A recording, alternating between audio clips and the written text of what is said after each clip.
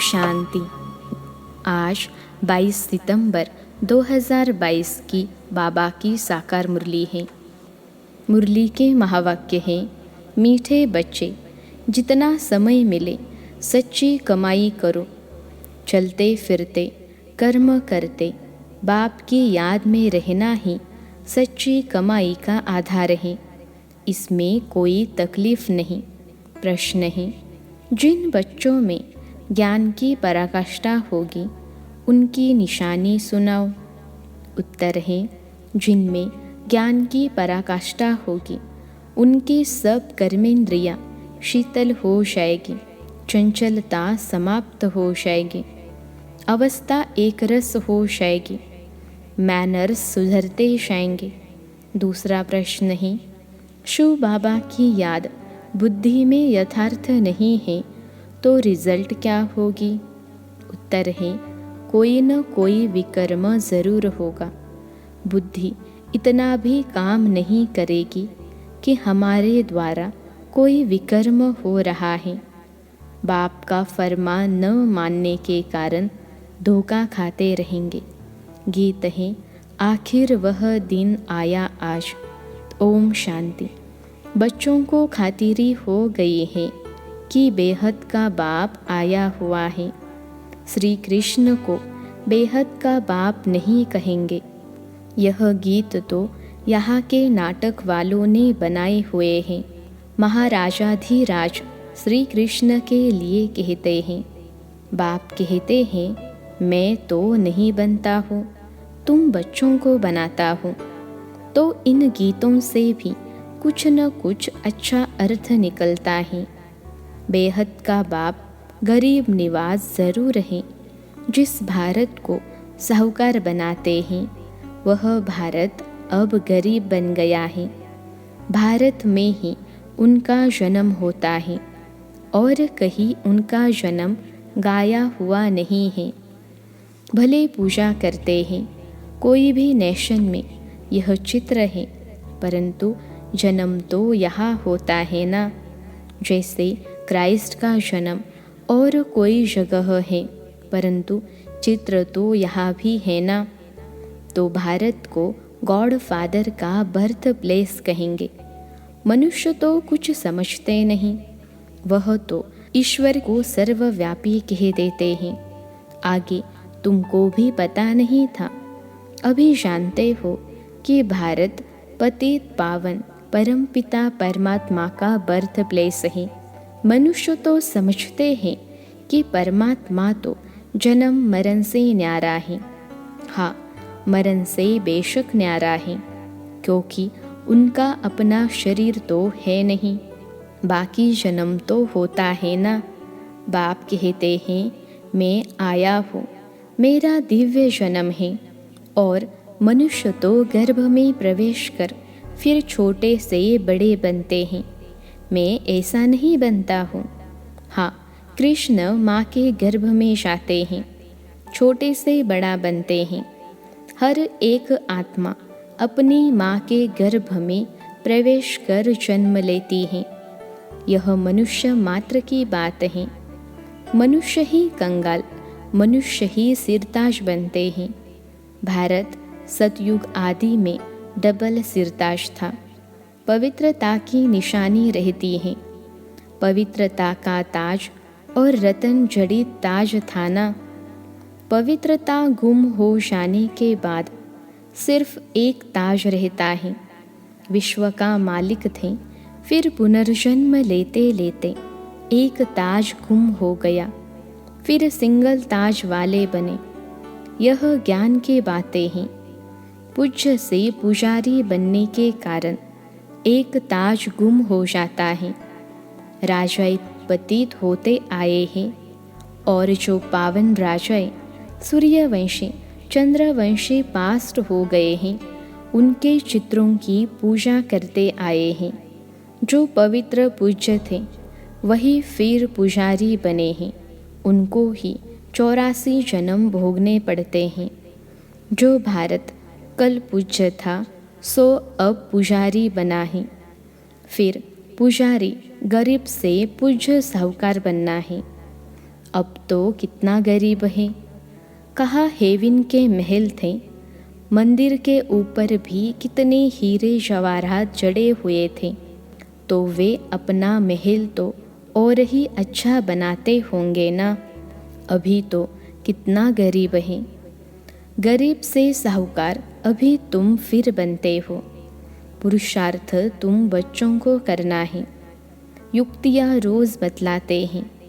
जितना टाइम फुर्सत मिले यह याद की कमाई करनी है। ऐसे बहुत काम होते हैं जिनमें बुद्धि नहीं लगानी होती है, कोई कोई में बुद्धि लगानी पड़ती है। तो जब फुर्सत मिलती है, घूमने फिरने जाते हो, तो बाप की याद में रहो। यह कमाई बहुत करनी है, यह है सच्ची कमाई। बाकी तो वह है अल्पकाल के लिए झूठी कमाई। यह शिक्षा तुम बच्चों को अभी ही मिलती है। तुम जानते हो कि हमको बेहद के बाप से बेहद का वर्षा लेना है। इसमें कोई भी तकलीफ नहीं है। घर बार भी नहीं छुड़ाते हैं, सिर्फ कहते हैं बच्चे विकार में नहीं जाना है। इस पर ही अक्सर करके झगड़ा चलता है, और सत्संगों में ऐसे झगड़े थोड़े ही होते हैं। वहाँ तो जो सुनाया वह सत सत कह कर चले जाते हैं। झगड़ा यहाँ होता है। इस रुद्र ज्ञान यज्ञ में असुरों के विघ्न जरूर पड़ेंगे। अबलाओं पर अत्याचार होते हैं, जैसे द्रौपदी को भी दिखाते हैं। पुकारा है कि बाबा हमें यह नंगन करते हैं, इनसे बचाओ। बाप की तो शिक्षा है कि कभी भी नंगन नहीं होना है। जब एक रस अवस्था हो जाए तब यह कर्मेंद्रिया शीतल हो, तब तक कोई न कोई चंचलता चलती रहेगी। जब तक ज्ञान की पराकाष्ठा हो, बुद्धि में यह ख्याल रहे कि हमको कंपेनियन हो रहना है।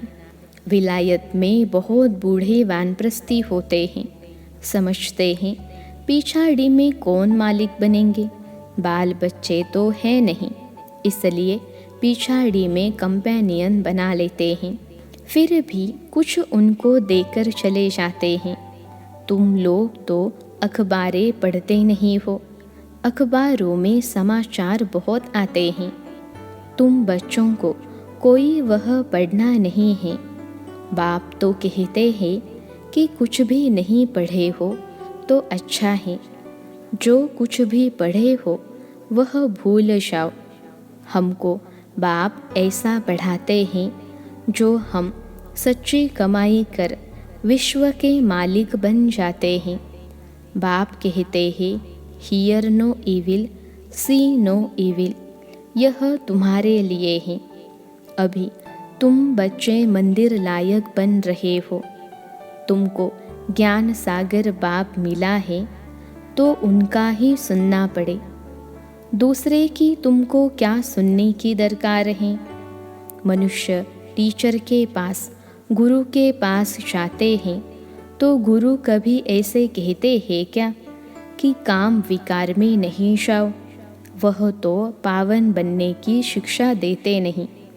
कोई को वैराग्य आता है तो वह घर बार छोड़ भाग जाते हैं। बाप जो शिवाचार्य है वह ज्ञान का कलश तुम माताओं के सिर पर रखते हैं। बाकी इस पति दुनिया में लक्ष्मी कहाँ से आई। लक्ष्मी नारायण तो सतयुग में होते हैं। अभी शिव बाबा इन द्वारा बैठ समझाते हैं। शिवाचार्य वाच ब्रह्मा मुख से तुम बरोबर स्वर्ग के द्वार खोलते हो तो ज़रूर तुम ही मालिक बनेंगे। स्वर्ग का द्वार खोलते हो, गोया स्वर्गवासी बनने का पुरुषार्थ करते हो। तुम्हारा पुरुषार्थ ही है नरकवासी मनुष्य को स्वर्गवासी बनाना। बाप भी यह सेवा करते हैं ना, पतित से पावन बनाना। तुम्हारा भी यही धंधा है जो बाप का धंधा है। आत्माओं को स्वर्गवासी बनाओ। स्वर्ग की शाहना तो सब रखते हैं ना। कोई मरता है तो कहते हैं फलाना स्वर्ग पधारा। उनसे पूछना चाहिए कि जब वह स्वर्ग में गया तो फिर नरक में बुलाकर ब्राह्मण आदि क्यों खिलाते हो? फिर तो यह अज्ञान अंधियारा हुआ। तुम यहाँ से सूक्ष्म वतन में ले जाकर खिलाते हो, क्योंकि तुम जानते हो यह पवित्र भोजन है। वह जो मर जाते हैं उनको पवित्र भोजन थोड़े ही मिलता होगा। लिखते हैं बाबा फलाने का भोग लगाओ तो उनको पवित्र भोजन मिले। गाया हुआ है देवताएं भी ब्रह्मा भोजन को पसंद करते हैं। बरोबर तुम्हारी महफिल सूक्ष्म वतन में लगती है। ऐसे नहीं कि ध्यान कोई अच्छा है, नहीं। योग को ध्यान नहीं कहा जाता और ध्यान को योग नहीं कहा जाता। बाप कहते हैं मेरे साथ बुद्धि योग लगाओ तो विकर्म विनाश होंगे। वैकुंठ में जाकर रास विलास करते हैं, वह कोई कमाई नहीं है। मुरली तो सुन नहीं सकते। यह भोग आदि तो एक रस्म रिवाज है ड्रामानुसार। मनुष्यों के रस्म रिवाज और संगम युगी ब्राह्मणों के रस्म रिवाज में रात दिन का फर्क है। यहाँ से जाकर सूक्ष्म वतन में खिलाते हैं। इन बातों को जब तक नए समझे नहीं तब तक संशय उठता है। हम कहेंगे ड्रामा अनुसार इसकी तकदीर में नहीं है तो संशय पड़ा और चला गया। फिक्र की बात नहीं, इनकी तकदीर में नहीं था।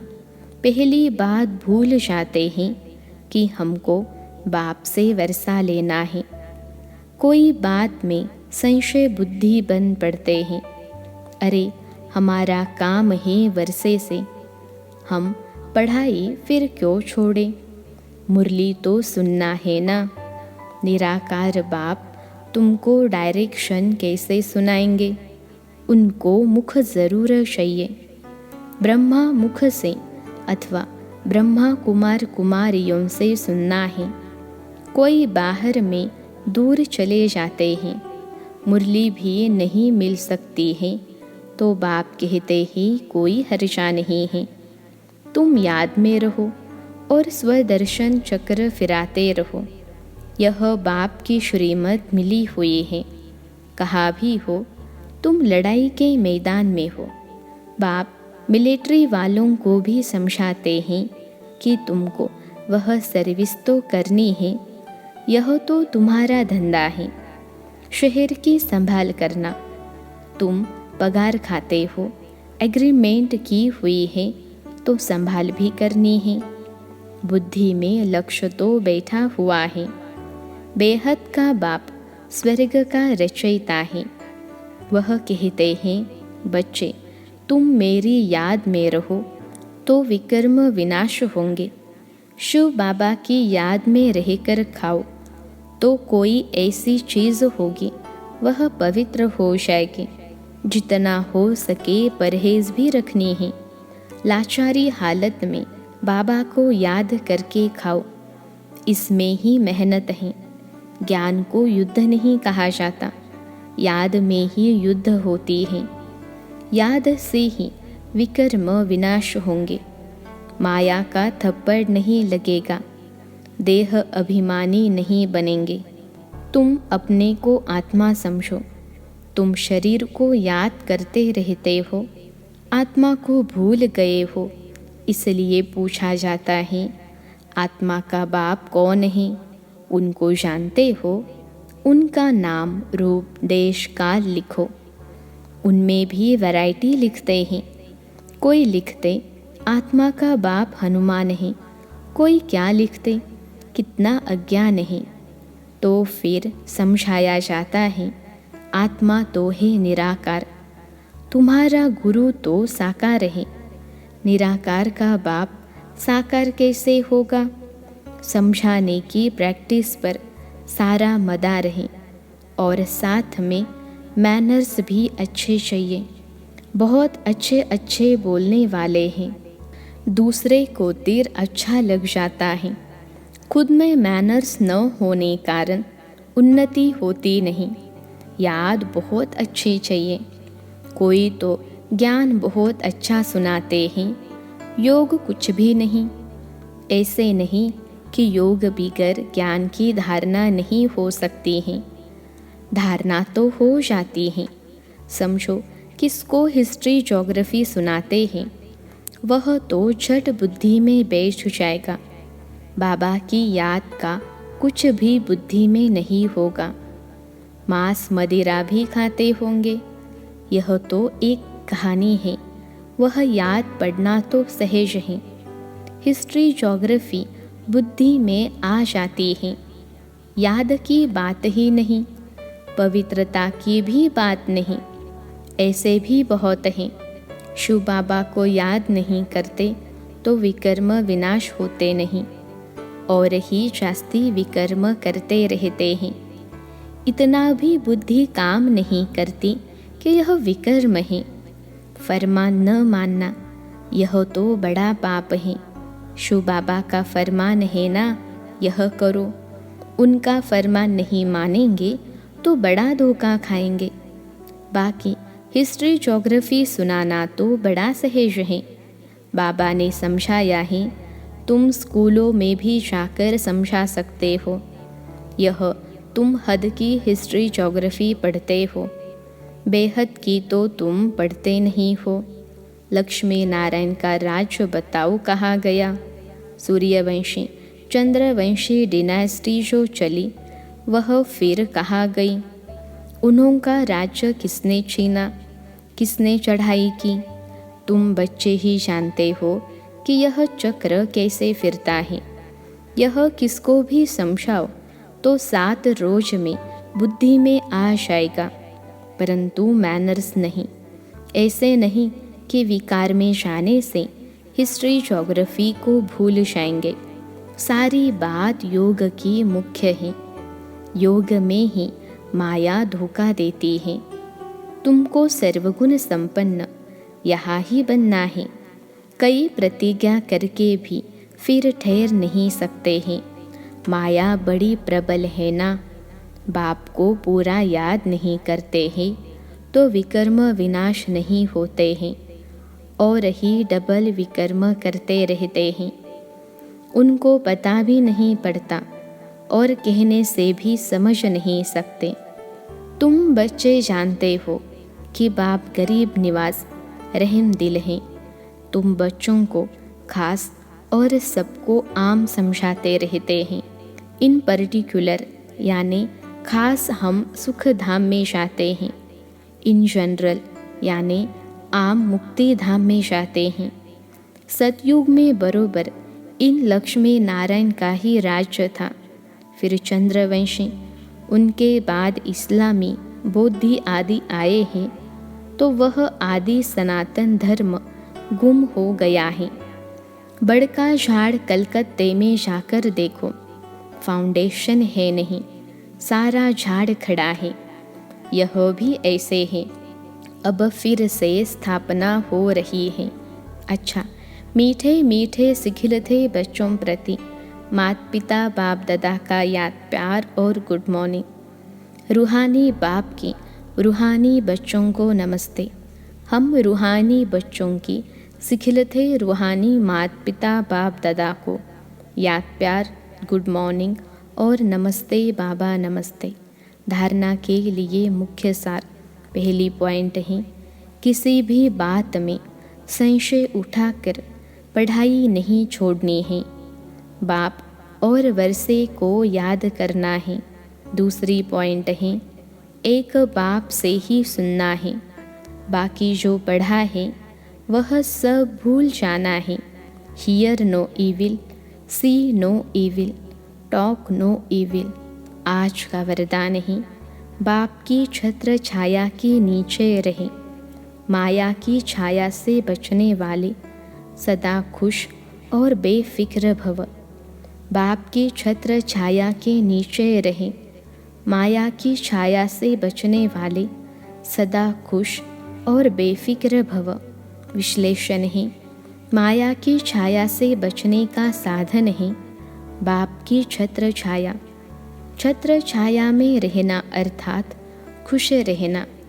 सब फिक्र बाप को दे दिया। जिनकी खुशी गुम होती है, कमज़ोर हो जाते हैं, उन पर माया की छाया का प्रभाव पड़ ही जाता है, क्योंकि कमज़ोरी माया का आह्वान करती है। अगर स्वप्न में भी माया की छाया पड़ गई तो परेशान होते रहेंगे, युद्ध करनी पड़ेगी। इसलिए सदा बाप की छत्र छाया में रहो। याद ही छत्र छाया है। आज का स्लोगन है, जिनका मुरली से प्यार है वही मास्टर मुरलीधर है। जिनका मुरली से प्यार है वही मास्टर मुरलीधर है। अच्छा, ओम शांति।